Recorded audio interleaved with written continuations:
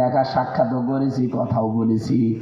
আল্লামা সাঈদীর যে জনপ্রিয়তা, তার যে আমল, তার যে শারীরিক যে গঠন, আমার আল্লাহ এটা পৃথিবীর আর কাউকে দিয়েছে আমার মনে হয় না।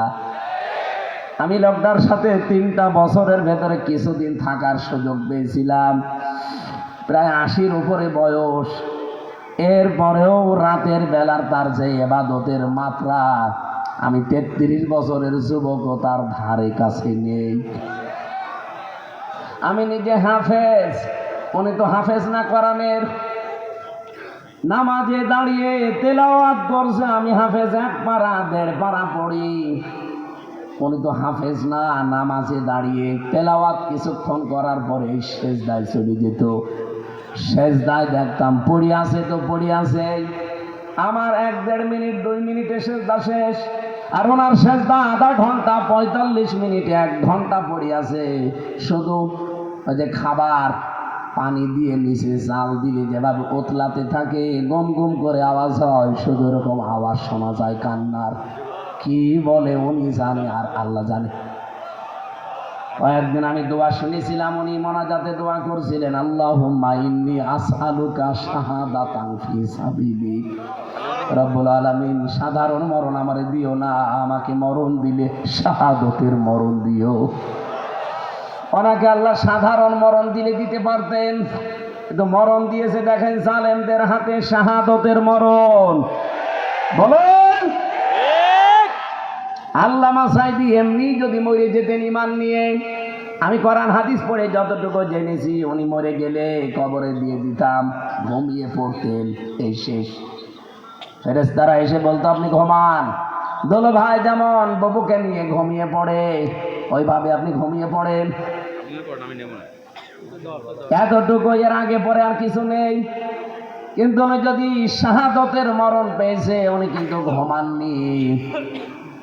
এজন্য শহীদ যারা হয়, আপনি কোনোদিন জবান দিয়ে বলতে পারবেন না যে ও মরে গেছে।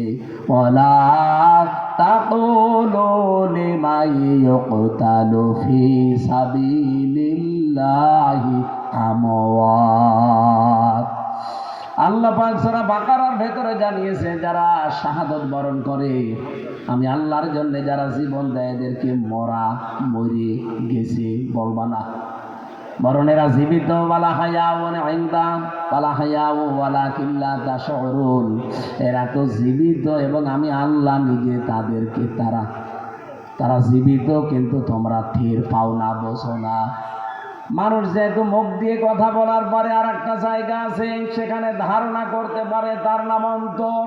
এই জন্য আল্লাহ অন্তরের উপরে, ধারণার উপরেও নোটিশ দিয়েছেন, ওয়ালা তাহসাবান্নাল্লাযীনা কুতিলু ফি সাবিলিল্লাহি আমওয়াতা বাল আহইয়াউন ইনদা রাব্বিহিম ইরযাকুন।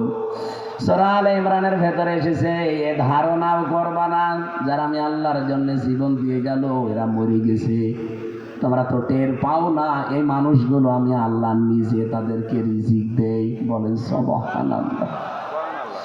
আল্লামা সাঈদী বলেন তো, এমনি যদি ইমান নিয়ে মরে যেতেন, ছেলের ভেতরে ঘুমিয়ে পড়তেন, খাবার খেতেন না, কিন্তু শাহাদতের মরণ পাওয়ার কারণে কিয়ামত পর্যন্ত উনি জীবিত এবং আল্লাহ নিজে ওনাকে খাওয়াবে।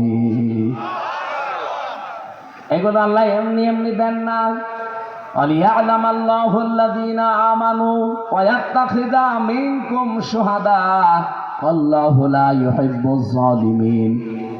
আল্লাহ পাক বলেন, তোমাদের ভেতরে যাদের জীবন যৌবন আমি আল্লাহর কাছে ভালো লাগে, যাদের কাজ কারবার অ্যাক্টিভিটিস আমি আল্লাহর পছন্দ হয়, এই ইমানদার মানুষগুলোকে আমি এমনিতেই মরণ দেই না, তাদেরকে শাহাদতের মরণ দিয়ে আমি আল্লাহ ধন্য করি।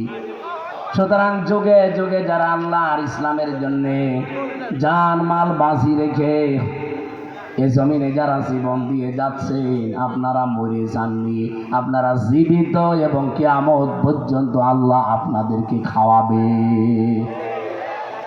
এই জন্য আমাদের কোনো আফসোস নেই। আফসোস এই জায়গায় যে চর্ম চোখে আজ পর্যন্ত 54 বছরে আমরা দেখতে পেলাম না যে জমিনটা আল্লাহর আইন দিয়ে চলছে। আমাদের আফসোস এই